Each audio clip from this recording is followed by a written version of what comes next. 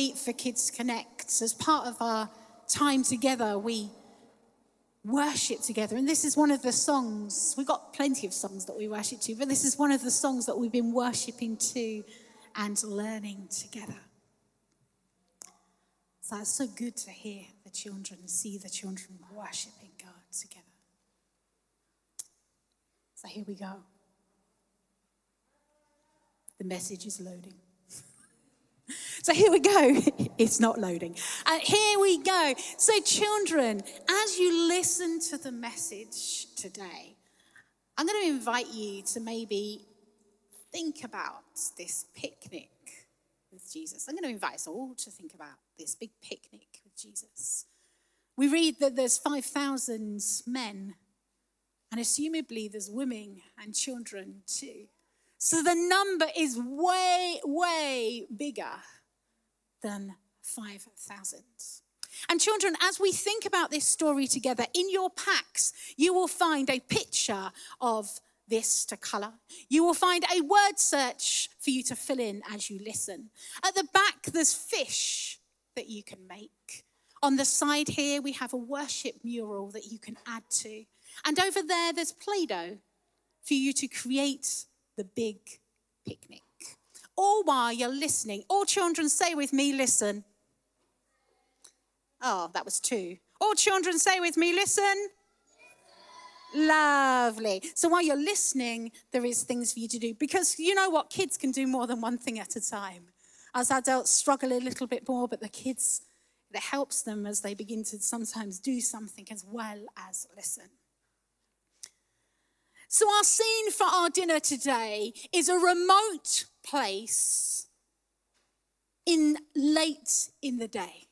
It was getting towards evening. The 12 disciples had been busy. As we look back at the beginning of Mark chapter 6, we see that the disciples are there and they've been sent out by Jesus, sent out in pairs, sent out to preach the good news, to preach repentance. We read that they drove out demons and healed the sick because Jesus gave them authority. So can you imagine the excited chatter as they arrived back to see Jesus, to tell Jesus and report to him all that they had seen and heard? I don't know if anyone here has ever been on mission. I've been on mission before, and I'm looking forward. In September, I'm going on mission again to Estonia with a group of pastors, and I'm really looking forward to it. There's something about going on mission together, the excitement of seeing what God does. It's the same as well when often I've gone away with groups of young people or been part of leading stuff where young people have gathered together en masse. And things are happening. Miracles are happening. The gospel is being preached and people are responding to the good news of Jesus. There is excited chatter when you return. Excited chatter. Can you imagine this excited chatter as they gathered and told Jesus everything that had happened? I think there must have been a sense of wonder as well. And how as Jesus gave them authority, they saw the sick healed, they saw demons drove out. This excited chatter. But we also note that in amongst the excited chatter, there is tiredness and there is hunger. That causes Jesus to suggest that they get some rest. Jesus too, I wonder what the mixture of feelings must have been like. As he listens to his disciples talk about all they'd seen and all they'd heard, all they'd preached and all that they'd done. As he felt his heart as well, felt for them realizing that they are tired and they are hungry because it's been such a busy day. And then top of all of that, there has been the death of John the Baptist. In Matthew's account of this miracle, it would suggest that this death of John the Baptist had been very close, if not immediate. before this had happened. Because in Matthew's gospel, it says that John's followers came and told Jesus, then Jesus withdrew to a solitary place. In Mark's gospel, we read how he withdrew to a solitary place with his disciples. So there was this news of John the Baptist's death that surely must have affected Jesus and his disciples. A mixture of emotions. A mixture of emotions that were going on. And here they were, going to get some much needed rest. But yet, as they entered the boat, people recognized them. They recognized them and they ran on foot ahead of them. You know, that takes commitment. Anybody else? That takes commitment to run on foot ahead of them. We read that they actually get there before them. In some of the accounts of this, that they get there before them, they run ahead of them. I can imagine as they run that this crowd that originally saw them must have got bigger. As they run through the villages and the towns, this crowd must have got bigger because by the time they get to the other end, the crowd is a large crowd. And by the time we get to the point of the picnic, it's 5,000 men plus women and children. This is a big crowd. A big spontaneous crowd. This wasn't a crowd of planning. This was a spontaneous crowd. A crowd of people desperate to see and to hear Jesus. It takes commitment to run. I know. But they ran. They ran to see Jesus. And here is this crowd. This crowd that we read that Jesus has compassion on. Remember, they had come to this solitary place. This solitary place to take time out, to rest. Because they'd been so busy they hadn't had a chance to eat. How easy it would have been in that moment to look at that crowd and feel fed up. To feel perhaps annoyed, maybe even a little irritated, like, oh, why can't these people just leave me alone for 5 minutes? There's a children's book called 5 Minutes Peace, where a mummy elephant is just wanting 5 minutes peace. I'm sure most of you have probably read it to your kids down the years or grandchildren down the years. And I wonder if Jesus if it was me in that moment, I'd have been like, can I not just get 5 minutes peace? But yet Jesus looks at this crowd. And he doesn't look at this crowd perhaps how I might be guilty of. Going, oh, can I not just have 5 minutes peace? Jesus looks at this crowd and he has compassion on them. Because they're like sheep without a shepherd. And rather than turn them away, rather than send them home, Jesus begins to teach them. He teaches them, we read, many things. Now, you probably know me well by now. I wonder what those many things were. But he teaches them many things because he sees that these people are in need. But time is ticking by. And it's getting late. It's getting late in the day. And Jesus' disciples come to him and they say, this is a remote place, they say. And it's already late. Send the people away so they can go to the surrounding countrysides and villages and buy themselves something to eat. Here is the second opportunity, I think, that Jesus has to turn this crowd away, to send this crowd away. First, as he got up off the boat and saw them, but yet instead he was filled with compassion. And now his disciples are urging him, send the crowds away. This is a remote place and it's late. Send them away that they may get something. And I pause here because I don't know about you, but I am ever so grateful that when I come to Jesus, when you come to Jesus, Jesus will never turn us away. He never sends us away because he doesn't have time for us, but he beckons us, come. And here we listen and we hear in the course of conversation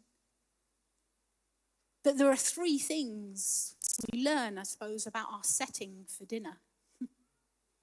Dinner's about to happen. We learn three things perhaps about our setting for dinner. Number one, that I've already mentioned, this is a remote place, an unpopulated region. They've chosen it specifically because they wanted to get away from everybody. So number one, we learn that this is a remote place. There isn't an Asda around the corner. This is a remote place. Secondly, it is very late. Time is pressing in and the day will soon be over. It's late in the day. And the third thing we see about our setting for dinner, that there is a lack. Finding food was unlikely because this was a remote place. And even if they did find food, it was late in the day. Who was going to prepare enough food for this many people? And even if they could find somebody in this remote place, this late in the day, to prepare enough food for all these people, who would be able to afford to buy the food for this many people? Because it would take half a year's wages. And the only thing that they had, as they asked around, the only thing they had were 5 loaves and 2 fish. It seemed as if it was a hopeless, impossible situation. But Jesus. Everyone say with me, but Jesus. But Jesus. But Jesus had a different plan. Jesus had a different way. And we read that he directed the people to sit. And as I read this passage, I'm like, wow, there's so much that we could unpack. I think there's several sermons in it. He invites the people to sit in 50s and 100s. And then we read in verse 41, it says, taking 5 loaves and 2 fishes and looking up to heaven, he gave thanks and broke the loaves. Then he gave it to his disciples and to distribute to the people. They also divided the 2 fish among them. Notice this. Notice that Jesus takes these 5 loaves and 2 fishes. A picnic lunch, if you like, that John's gospel tells us belonged to a boy. A boy who gave his lunch to Jesus. And Jesus performed a miracle. May we be those who give what we have to Jesus. Notice, secondly, that Jesus looks to heaven.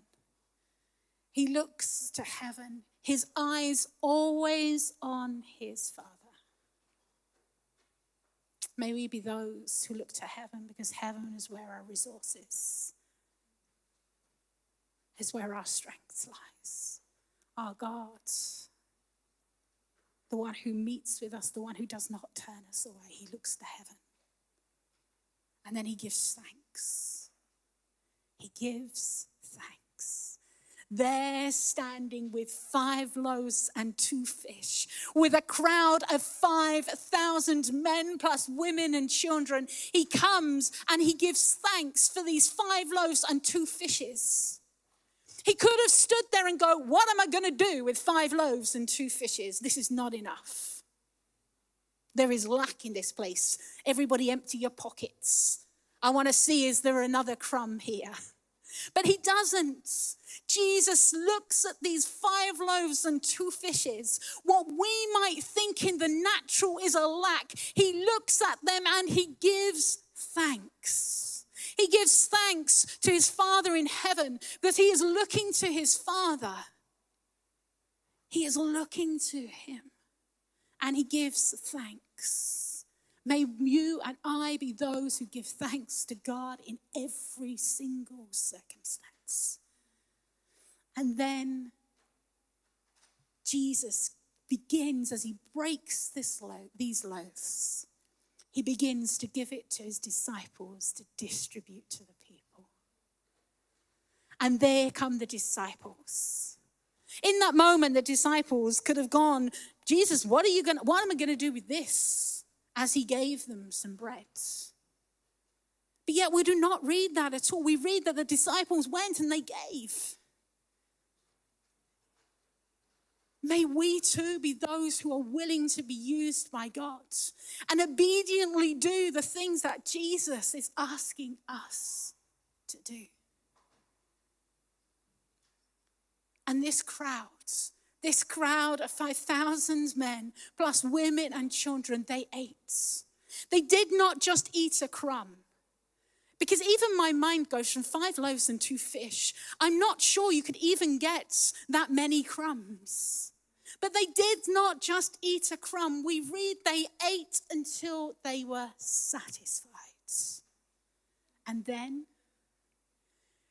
because Jesus, so often as we read about these miracles, it's abundance, it's generosity. They then collect not just the crumbs, but they collect 5 baskets left over.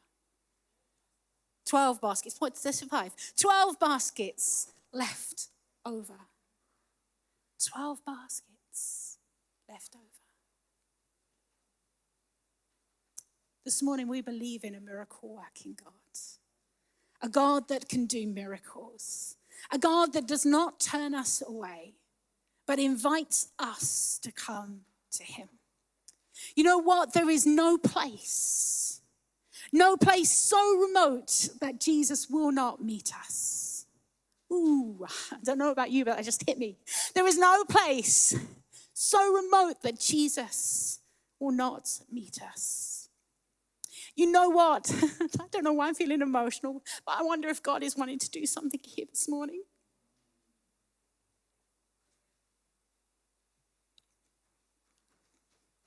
That someone here needs to hear the truth. That there is no place so remote that Jesus cannot meet us. There is no hour that is too late for Jesus to come and do a miracle. And there is no situation, no circumstance too hopeless, too impossible.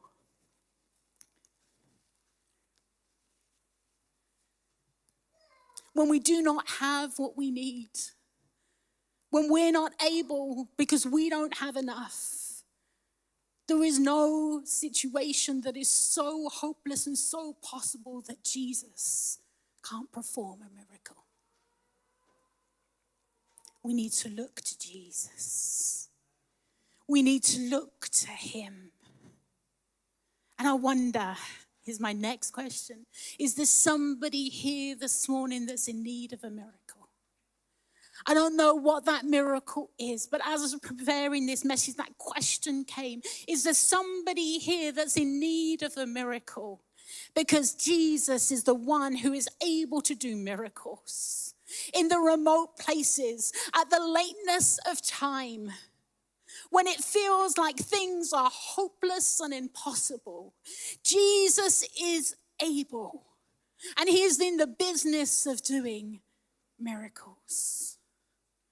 A miracle of healing, maybe. A miracle of provision. A miracle in your family. A miracle in your circumstances. I don't know what your miracle is that you're needing this morning, but Jesus is able.